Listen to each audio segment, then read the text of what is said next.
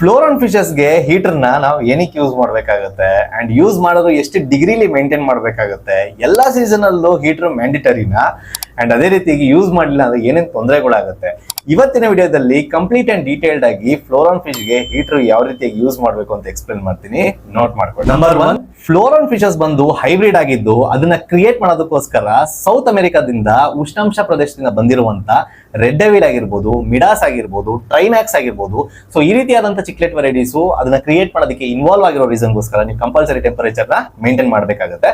Number 2, temperature ನೋಡೋದಾದ್ರೆ ನಿಮ್ಮ ಫ್ಲೋರನ್ fish ಗೆ 28 to 30 ಡಿಗ್ರಿಲಿ ಮೇಂಟೈನ್ ಮಾಡಿ. ಇನ್ ಕೇಸ್ ನಿಮ್ಮ ಟ್ಯಾಂಕ್ ವಾಟರ್ ಕೆಪಾಸಿಟಿ ಬಂದ್ಬಿಟ್ಟು 50 to 70 ಲೀಟರ್ಸ್ ಆಗಿದ್ರೆ 200 ವಾಟ್ಸ್ ಹೀಟರ್ ನ ಯೂಸ್ ಮಾಡಿ. In case 70 to 120 litres water capacity ಆಗಿದ್ರೆ 300 ವಾಟ್ಸ್ ನ ಯೂಸ್ ಮಾಡಿ.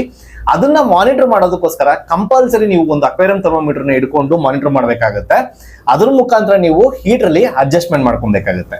ನಂಬರ್ 3, ಫ್ಲೋರನ್ ಫಿಶಸ್ ಗೆ ಎಲ್ಲಾ ಸೀಸನ್ ಅಲ್ಲೂ ನಾವು ಹೀಟರ್ ನ ಯೂಸ್ ಮಾಡ್ಬೇಕಂತ ನಿಮ್ಗೆ ಡೌಟ್ ಇರುತ್ತೆ. ಎಸ್, ಬಿಕಾಸ್ ಯಾಕೆ ಅಂತಂದ್ರೆ ನಿಮಗೆ ಎನ್ವಿರಾನ್ಮೆಂಟ್ ಅಲ್ಲಿ ಇರುವಂತ ಟೆಂಪರೇಚರ್ ಬೇರೆ ಇರುತ್ತೆ, ಟ್ಯಾಂಕ್ ಅಲ್ಲಿ ವಾಟರ್ ಇರುವಂತ ಟೆಂಪರೇಚರ್ ಬೇರೆ ಇರುತ್ತೆ. So that is the reason ನೀವು ಕಂಪಲ್ಸರಿ ಹೀಟರ್ ನ ಎಲ್ಲಾ ಸೀಸನ್ ಅಲ್ಲೂ ಯೂಸ್ ಮಾಡಬೇಕು. ಅದು ಆಟೋ ಕಟ್ ಆಫ್ ಆಗಿರುತ್ತೆ.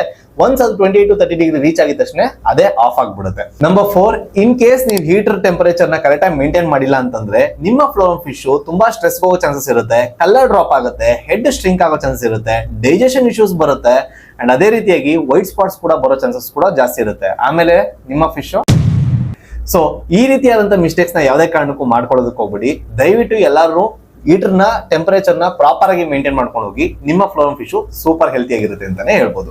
ಇದೇ ರೀತಿಯಾಗಿ ಕನ್ನಡದಲ್ಲಿ ಫ್ಲೋರನ್ ಫಿಶ್ ಬಗ್ಗೆ ಮಾಹಿತಿಗೋಸ್ಕರ ನಮ್ಮ ಫ್ಲೋರನ್ ಅಡ್ಡ ಚಾನಲ್ ನ ಫಾಲೋ ಮಾಡೋದು ಮಾತ್ರ ಮರಿಬೇಡಿ. ಅಂಡ್ ಅದೇ ರೀತಿಯಾಗಿ ಯಾರ್ಯಾರು ಫ್ಲೋರನ್ ಫಿಶ್ ನ ಸಾಕ್ತಾ ಇದಾರೆ ಅಥವಾ ಹಾಬಿಗೆ ಬರಬೇಕು ಅನ್ಕೊಂತ ಇದಾರೋ ಅವ್ರಿಗೂ ಕೂಡ ಈ ವಿಡಿಯೋನ ಶೇರ್ ಮಾಡಿ, ಅವ್ರಿಗೂ ಹೆಲ್ಪ್ಫುಲ್ ಆಗಿರ್ಲಿ ಅಂತ ಹೇಳ್ತಾ ಈ ವಿಡಿಯೋನ ಎಂಡ್ ಮಾಡ್ತೀನಿ. Thank you so much for watching.